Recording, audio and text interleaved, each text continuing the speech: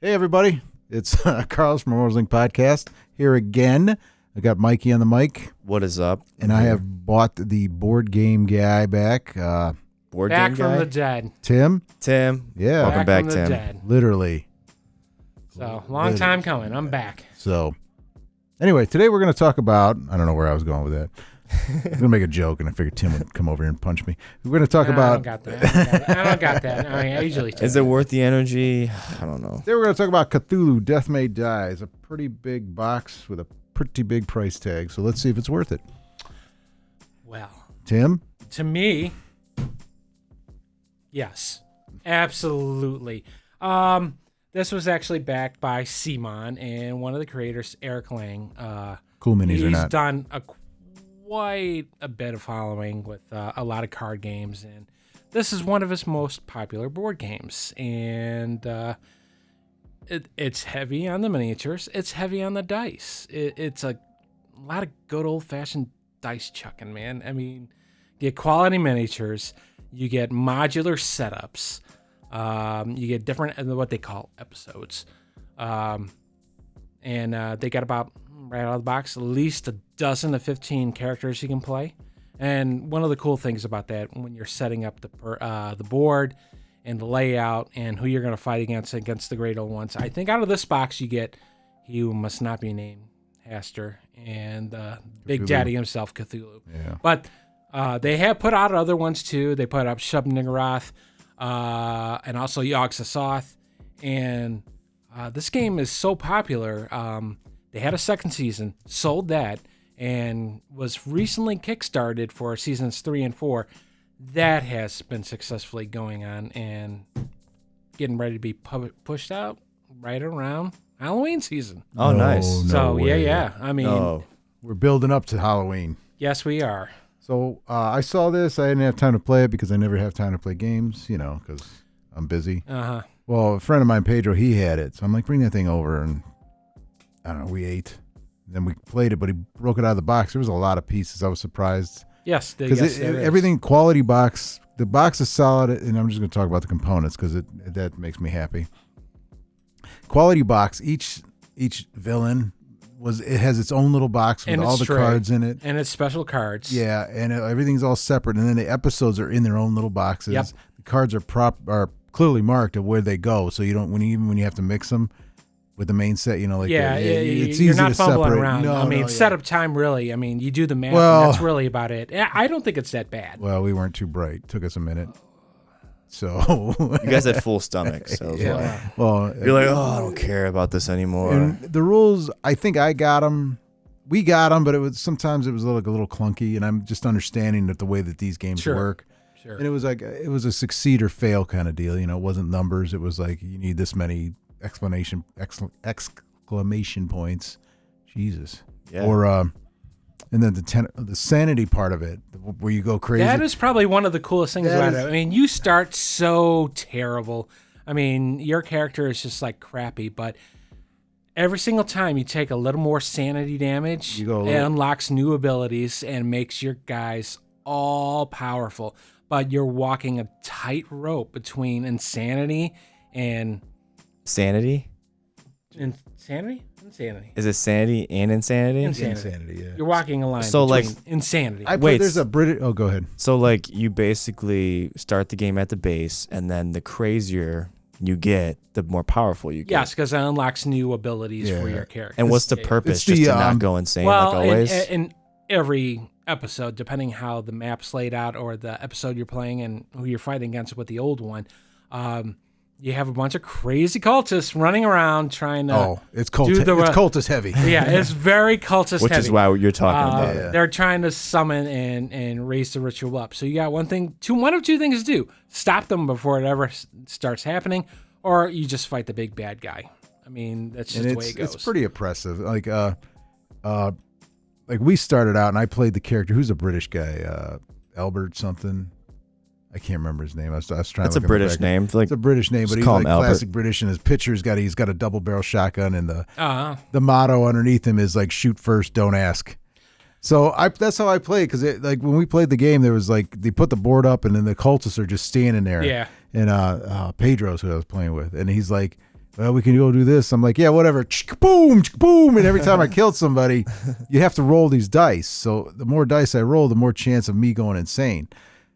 Well, that insane meter went up really fast, but all of a sudden I had more dice. So I was shotgunning a star and spawn. some of that too with your abilities. You can actually mitigate some of that stuff, so you don't do that. I was shotgunning the star spawn at the end and just taking everybody out. And how do dice rolls work again? How did you just explain? So basically, you have 3 dice that are your base dice. You roll them, and you have to get so many successes, or to defeat the monster. Or it's almost wounds. Like the original Arkham Horror game. Yeah. I mean, if you roll a 5 or 6, that means it's a basically success. It's at it. But but every time, if you go a little more insane, you hit a point, you get another die. So I'm like, oh, I got 4. And then you have different skills that you can add dice to. Like every time you hit an insanity point, you go up a level, basically. Yeah. So you add things, and all of a sudden you got, I can roll 6 dice. The more dice you roll, the more likely you are to get those insanity markers. So then right up the old chart. Yeah. So you don't want to. There's stuff you can find along the way too, because the episodes give you like items and stuff like that. Like, here's the healing salve, or and I like here's a Bible to help you. There's a Bible to help with the stress. Yeah, because there's a point at every turn where you can search a room and you find things. That's what you're talking about. Like, and when you find things, it gives you choices on the cards, and either one of them are terrible. Like you find a little girl hiding in a closet. If you take her, you're responsible for her, but you get Meta War willpower, or you can leave her there and you have a guilty conscience. Yeah. I found out real quick, if you have a guilty conscience, it's never good, because those cards are like bad. Like, but you can keep and mix and match and do things. Yeah, and one of the cool things when you generate your character too, they have different phobias, and right you off never the bat. play the same character the same way. No. So, I mean, just out of the core value, you have like 16, 17 different phobias that are coming out of the box, so you're never going to play the same character. Oh, and every time you level up, you hit that phobia. So whatever happens to that, like mine was, whatever, I had to go to sleep, or narcolepsy. Yeah, narcolepsy. So every time I hit a thing, I would like, oh, bow, bow, bow, and go to sleep. And I'd have to like spend stress, because there's stress points you get. You get so many stress. I was a firebug. I was like, torching torching stuff, man. Before I was like, hey, I wanted that item. I was like, that's too bad. I just purged it with flame. But this is like a lot of like Cthulhu games are always like, we're going to search here, we're going to investigate here. This is a very gun-toting. It's very pulpy. Yeah, it's very pulpy, like guns a-blazing, things blowing up. Like even when you solve things, the labs were blowing up, and we were just... Yeah, cultists were setting things on fire, and then more cultists were coming out of and then they would set their own cultists on fire by doing something, and it was a hot mess. Is that the main separator from the other Cthulhu-related board games?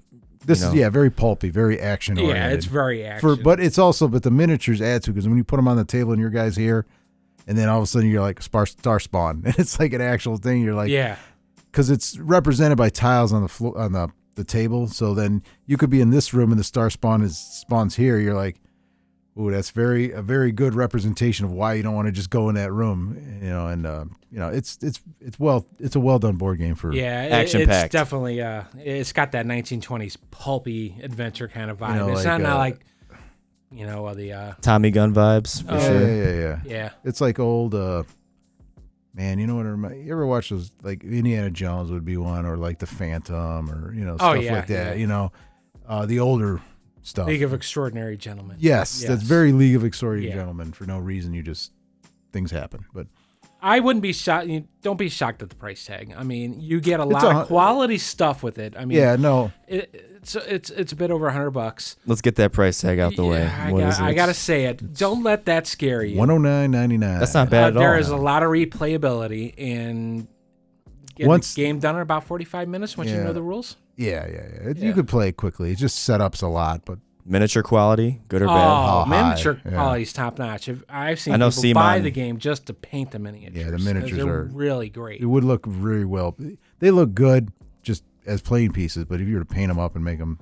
I know you said Simon, and Simon relates to Pedro, and then I hear Pedro in my ear saying, best minis of all time. Well, their first Kickstarter for this thing, they had the giant Cthulhu. Mm-hmm. Oh yeah, he says Like $240 alone. I mean, just standing, and that's unpainted. And I've seen some painted Cthulhu's. Really nice. They look really awesome. But that's why I like playing some of these games, especially with the higher price tag, because I'm like, oh, can I do this? Do I really need to do this? People come in and buy, like, we sell this pretty regularly. And like, obviously, it's not going to go flying off the shelves for the price tag, but when people come in, if you're looking for a good game that you don't, I would not. I don't feel any guilt or problems or issues selling you this game for $110.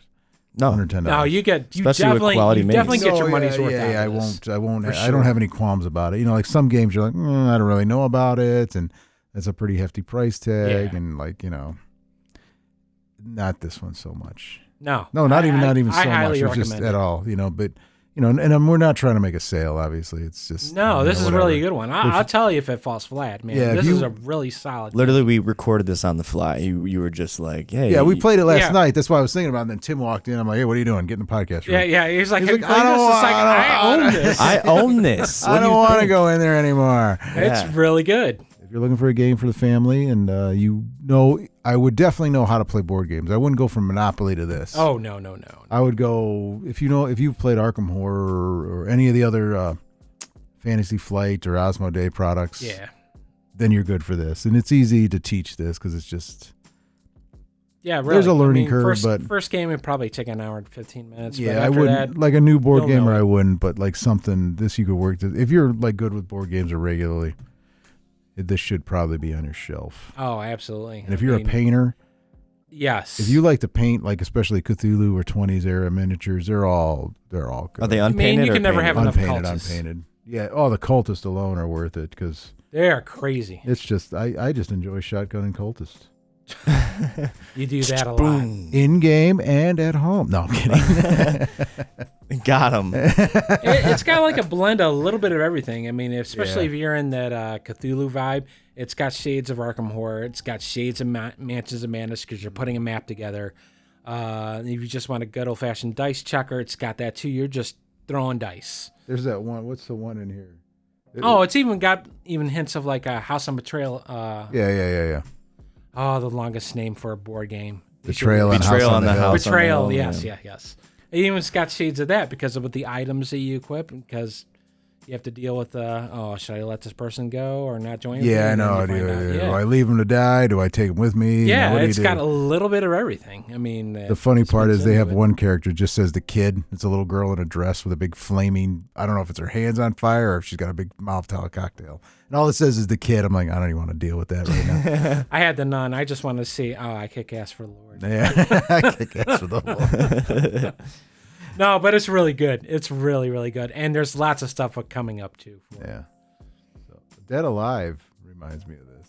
Yeah, yeah. You ever when see I put Dead it together, Alive? Dead Alive. That's how I brought. I Do you kick like ass for Peter? the Lord. Do you like Peter Jackson movies? I've only watched a few. But- Dead Alive. It's Is it- before Lord of the Rings. What's did Peter the Lord of the Jackson's Rings? most famous? Lord of the Rings. Lord of the Rings. Lord yeah. of the Rings. So think of that guy making this great creation. When he was young, he made something called Dead Alive. 80s flick.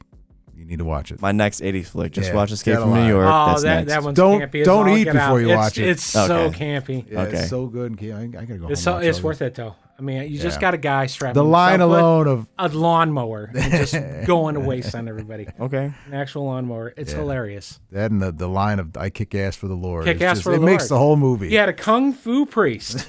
Okay. Yeah, he was hitting like quick fists. And They're always hiding something, man. But anyway, yeah, man. that's what. If you like that, this kind of remind. Yeah, that's on definitely. There, Cool. but we're old, so young people find something that you like that. Cool. I'll be the voice. All right. All right, guys. Thanks for stopping in. If you like what you saw, if you want to help us out, subscribe. Jeez. Subscribe, like, or follow, whatever it is. Whatever it is. that button here. It's around here. Yeah, it's around there somewhere. Thanks And for pointing then, it out, Tim. Thanks for coming in, Tim. Oh, Appreciate it. sure. I just happened to pop on by and Carlos know. roped me in. Put them to work. Stood around for too long, man. Yes, I did. All right, All right. guys. See you guys later. Later.